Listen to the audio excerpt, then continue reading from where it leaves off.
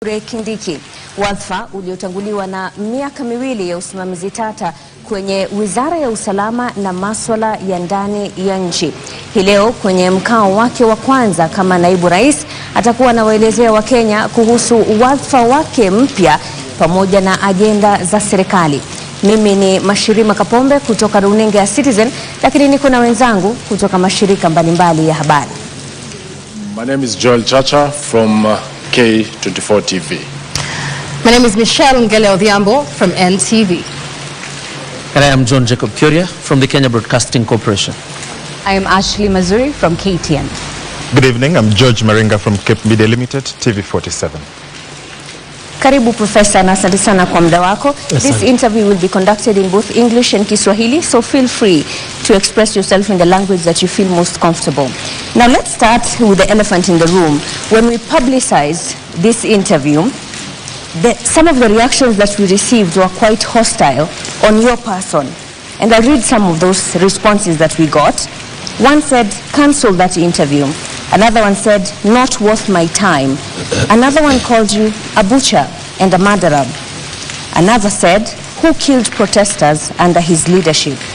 Now, why would this interview generate so much hostility on your person? And why do you think Kenyans feel tonight whatever you have to say is not of value to them?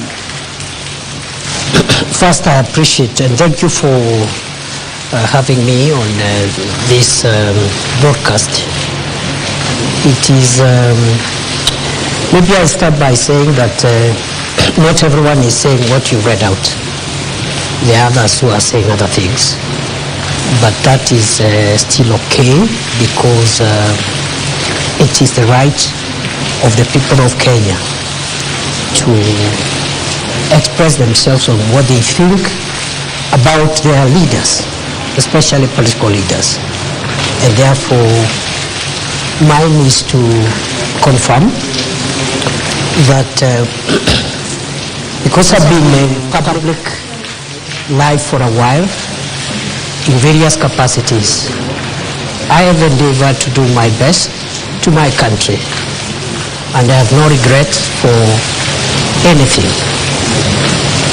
Maybe lessons learned, which is a common human thing that perhaps there are things I've picked along the way. But in terms of my public duty and commitment to our national interest, I have been extremely clear on what is expected of me in the various roles that I have played in this country. As Interior CS, where Kenyans feel that you oversaw massive brutality on Kenyans who are expressing themselves when they felt that their leaders were not representing them in the way that they should, do you take personal responsibility for the murder of 60 people according to the KNCHR? Well, the violent protest that took place early this year and even earlier on in 2023 unfortunately led to loss of lives. Some of those lives were lost in various ways, including through police action. I have no reason to take responsibility for anything because the space of violence and encounter with law enforcement is a space which is defined by law. And the role of the Minister for Interior is defined in the Constitution, Article 245, on what that role is. That role includes providing policy guidance to the organs of internal security. The role of police operations are protected through the mandate of independent command of the Inspector General, and therefore police operations, especially in engaging protesters or people who are seen as breaching the peace, is the province for the independent command of the National Inspector General of the National Police Service, as far as I'm concerned, the 2 years I have been the country's interior minister, every single day of them, when I woke up to do my work, to make sure that the security organs of our country that protect our country from threats, security threats, perform their work, and should they require any policy guidance, that guidance is provided. And that's all what I can say for now. So you're saying tonight that you have no say whatsoever when the police misbehave?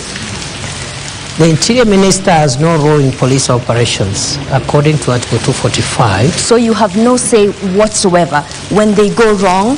As a professor of law? I have a say, and I said it.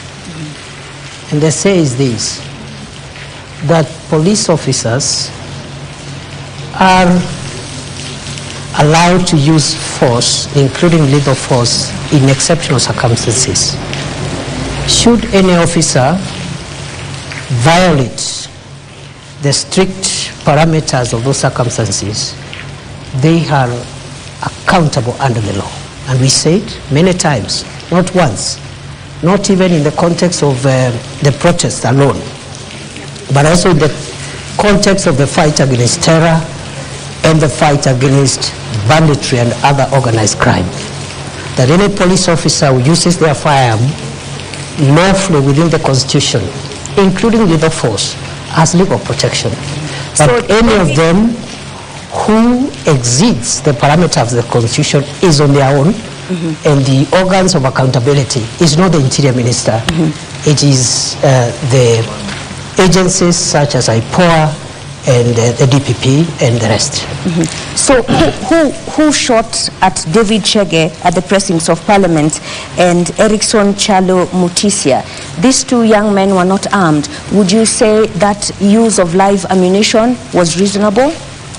I think the matter of the violence that occurred in Parliament and the unfortunate loss of life is a matter that which is actively being investigated by IPOA and other agencies. So it will be preemptive for me to tell you who shot the two Kenyans who unfortunately, according to the records, lost their lives in that context. So how far are the investigations? You're the DP now. You may have moved on to a different role, but it's definitely senior to... I'm aware that there are two ways of conducting investigations. One is through the internal affairs unit of the police.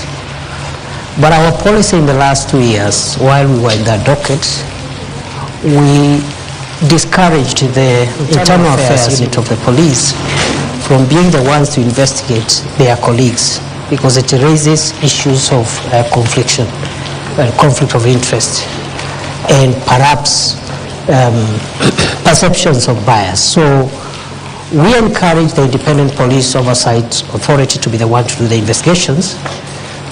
The report I had when I left the ministry is that they had made some good progress.